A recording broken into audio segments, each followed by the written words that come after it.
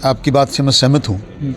मैं 2-3-4 दिन के अंदर ही वापस प्रशासन में एसपी और कलेक्टर के साथ बैठ के पुलिस के अधिकारियों की एक मीटिंग करने वाला हूँ। कभी ऐसा आपसे भी निवेदन करना चाहता हूँ, आप भी मेरी तरफ थोड़ी सी वोट है और राजनीति बीच में शामिल है और मैं हमेशा इस बात को याद रखता हूँ। और गुप्ता फैमिली से मुझे भी काफी मोटिवेशन मिला है। कार्यक्रम देखिए, हम किसान हैं, इस बात को मानता हूं। किसानी का काम करते हुए भी ऐसे गांव के बच्चों की चिंता हमें करनी इसलिए चाहिए कि ये मोटिवेशन मात्र गांव को नहीं, आपके खुद के बच्चों को खुद आगे तक ले जाता है। ताराजी भाई साहब ने इस बात में पहल की। गुप्ता परिवार हर वर्ष लगा हुआ है, खुद से धन्ना सेठ है इस धरती पर। इसको कहां पड़ी है, किनके पास कहां समय है गांव में आकर ये सब करने के लिए, फिर भी आ रहे हैं। भाई साहब आपको प्रणाम करता हूं, आपको बहुत धन्यवाद देना चाहता हूं और पूरे गांव से निवेदन करना चाहता हूं। ऐसे लोग, वो परिवार जिनको आगे बढ़ाने की कोशिश कर रहे हैं, ये मोटिवेशन 500 रुपए 11,000 रुपए की बात नहीं। उन बच्चों को कितना विचार, कितना मन में उत्साह महसूस हो रहा होगा कि हमको इतने गांव के बीच में, इतने बच्चों के बीच में सम्मान मिला है। वो 100% आज से अधिक मेहनत करेंगे और जो बच्चे और बेटियां उनके साथ आई हैं, उनके दिमाग में एक बात आएगी, अब की बार मुझे भी यहाँ अपने सम्मान प्राप्त करना है। मोटिवेशन एक समुद्र के किनारे एक पक्षी बैठा बैठा आकाश की तरफ देख रहा था। गुप्ता परिवार ने जैसे देखा कि मेरे गांव के बच्चों और बच्चे आगे बढ़ने चाहिए, देखो कभी वहां से निकला, उसने पक्षी की तरफ देखा तो उसकी 4 लाइनें बात आई, याद आई, जैसे अभी ताराजी भाई साहब ने सुनाई। तो उसने परिंदे को कहा, ए परिंदे तो यूं ही क्यों बैठकर जमीन पर आसमान को देखता है? अरे पंखों को फैला, ये जमाना सिर्फ उड़ान देखता है, लहरों की तो फितरत है शोर मचाने की, मंजिल उसको मिलती है जो आंखों से तूफान देखता है। बच्चों को भी ये तूफान देखना चाहिए। गुप्ता परिवार ने भी इस बात को सोचा है और जो बच्चे आज ये सम्मान प्राप्त नहीं कर पाए, हमारे बीच में आए हैं, उनके लिए भी 4 लाइनें कहूंगा कि असफलता की चिंता करने की जरूरत नहीं। असफलता एक चुनौती है, स्वीकार करो। असफलता एक चुनौती है, स्वीकार करो। कहां रह गई कभी? ऐसा आपसे भी निवेदन करना चाहता हूं, आप भी मेरी तरफ थोड़ी सी वोट है और राजनीति बीच में शामिल है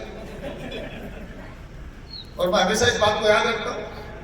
असफलता एक चुनौती है, स्वीकार करो। कहां रह गई कभी? देखो, सोचो, सुधार करो। जब तक ना मिल जाए सफलता, नींद चैन को त्यागो तुम, संघर्षों का मैदान छोड़ मत भागो तुम, कुछ किए बिना तो जय जयकार नहीं होती, कोशिश करने वाले की कभी हार नहीं होती। बच्चे भी कोशिश करेंगे, आगे बढ़ेंगे, हमें भी कोशिश की जरूरत है क्योंकि 416 कम पड़ गए। इसलिए किसी किसान के खेत में, हम तो किसानों के बेटे हैं, किसान के खेत में आज अब की बार बहुत भगवान के हाथ जोड़ता हूँ, बहुत जोरदार फसल है। पर मैंने वो जमाना भी देखा है, आप उस वक्त सर्विस कर रहे होंगे भाई साहब, कि पूरा का पूरा खेत ओलों से, बर्फ से ढक गया, एक दाना खाने के लिए किसान के घर में बचा नहीं। पर किसान इतना जिद्दी और मेहनती कौम है, इसकी कोई जाति नहीं होती। वो फिर चौमासे में फल लेके खड़ा हो गया। हमने अपने पिता से कहा, 2 महीने 4-3 महीने पहले तो दाना यहाँ मिला नहीं, आपने हमको रगड़ रगड़ के मार दिया, फिर बोला कि आप घर के छोड़ के बाबा जी बन जाओ। ये एक मोटिवेशन है, ये एक हिम्मत है और ये हिम्मत गांव के बच्चों को तो करनी चाहिए। गुप्ता परिवार ने जो हिम्मत की है, उनको आशीर्वाद देने आए हैं, मैं वाकई आपका बहुत आभारी हूं। ईश्वर से इतनी प्रार्थना करता हूँ, हृदय की गहराइयों से आपके लिए प्रार्थना करता हूँ कि वो हमेशा आपको इतना संपद रखे, आपके गांव के बच्चों का इसी प्रकार ध्यान रखते जाएं। ये मिट्टी की खुशबू आपको हमेशा खींच कर लाती रहे और आप हम लोगों को हमेशा इस तरह से आगे बढ़ने के लिए प्रेरित करते रहे। आपने मुझे आज आपके बीच में आने का मौका दिया, मैं आपके पूरे गांव का बहुत आभारी हूँ और ऐसे गांव को मैं प्रणाम करता हूँ, मिट्टी को प्रणाम करता हूँ जहाँ ऐसे ऐसे लोग हैं जो पूरे गांव के बच्चों का ख्याल रखते हैं। वरना तो आज के जमाने में भाई का भाई ख्याल नहीं रखता। पर वाकई गांव के लिए अच्छा संदेश है। मैं भी अपने आप को सौभाग्यशाली समझता हूँ कि मैं ऐसे गांव में मुझे काम करने का मौका मिलता है और आप निश्चिंत रहें भाई साहब, मुझे जैसा जैसा आदेश मिलेगा आप चिंता ना करें, मैं 416 वोट से आ रहा हूँ, मैं जिसके साथ में हूँ वो नहीं आ रहे हैं। आप जैसा भी आदेश मुझे देंगे मैं गाँव के लिए हमेशा पहले भी करता आया हूँ, अब भी करूँगा और जीवन पर्यंत करूँगा, करता रहूँगा। अभी पिछले दिनों कुछ 5 करोड़ रुपए सड़कों के लिए मिले थे, मैंने पूछा था गाँव में जहाँ भी कोई आपने आदेश लिखाया वो मेरे सरकार ने भेजा स्वीकृत होगा। स्कूल और अस्पतालों के लिए कुछ 3 करोड़ रुपए मुझे मिले थे, उसके लिए मैंने पूछा था कि कोई स्कूल में मरम्मत करने का कोई कमरा निर्माण का मामला हो तो बताना। वो आपके गांव का कोई प्रस्ताव गया तो पक्का स्वीकृत होकर आएगा, नहीं रह भी गया है तो कोई बात नहीं, पार्लियामेंट के चुनाव के बाद नई साल लगने वाली है, फिर आपका जो आदेश मिलेगा मैं करता रहूंगा। आपको बहुत बहुत धन्यवाद। जय हिंद। सम्माननीय मंच, आप सभी को सादर प्रणाम। इस कार्यक्रम में मुझे आमंत्रित व सम्मानित कर मेरा और मेरे परिवार का मान सम्मान बढ़ाया है। प्रायोजकों को धन्यवाद, प्रणाम। और गुप्ता फैमिली से मुझे भी काफी मोटिवेशन मिला है। मैं आप बच्चों को कर रही हूँ, पर गुप्ता फैमिली से मुझे आज मोटिवेशन मिला है कि मेरे को भी बच्चियों के लिए कुछ करना चाहिए। तो 2 बच्चियों को मैं भी 11,000 2 साल के लिए दूंगी। ये मुझे गुप्ता फैमिली से मिला है। मैं अपनी जो सबसे मोटिवेशन आपको दे रही थी, पर गुप्ता फैमिली से ये मोटिवेशन मुझे भी मिला है। इन्हीं शब्दों के साथ धन्यवाद। जय बचावा, जय भारत, जय राजस्थान। Thank you. सर आज कैसे आना हुआ यहाँ पे? आज गांव बजावा में एक अपना गांव की तरफ से और गुप्ता परिवार की तरफ से गांव के प्रतिभाशाली बच्चों को जो पढ़ाई में अव्वल हैं, जिन्होंने सरकारी नौकरियों में अपने आप को स्थापित किया है, उनका सम्मान करने के लिए एक समारोह रखा था।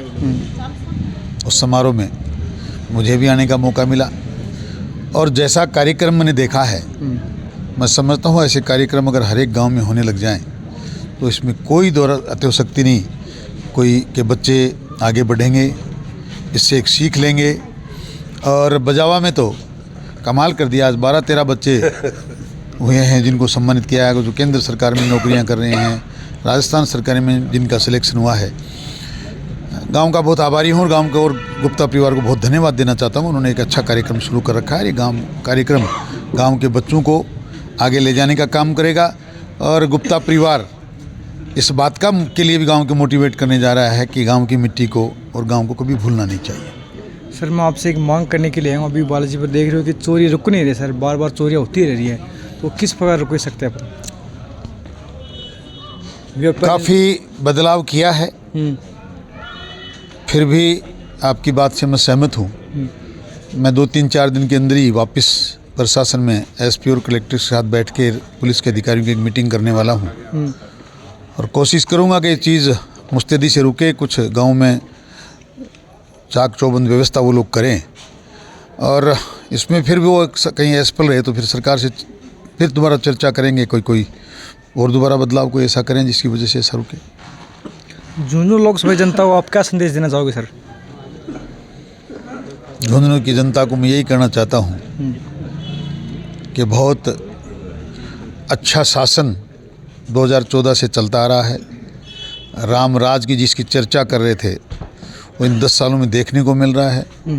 कभी भगवान राम का मंदिर बन रहा है, कभी 370 धारा हट रही है, कभी महिलाओं का नारी शक्ति वंदन का कार्यक्रम चल रहा है, कभी काशी में कॉरिडोर बन रहा है। सनातन संस्कृति को ऊंचाइयों तक पहुंचाया जा रहा है। एक महामना है जो इस देश को दुनिया की सबसे बड़ी ताकत बनाने में लगे हुए हैं। इसलिए आने वाले 1-1.5-2 महीने बाद भगवान राम का नाम लेके कोई गलती ना करें और कमल के फूल पे वोट डालकर पुनः एक बार मोदी जी को 2024 में प्रधानमंत्री बनाएं, ये कहना चाहता हूँ।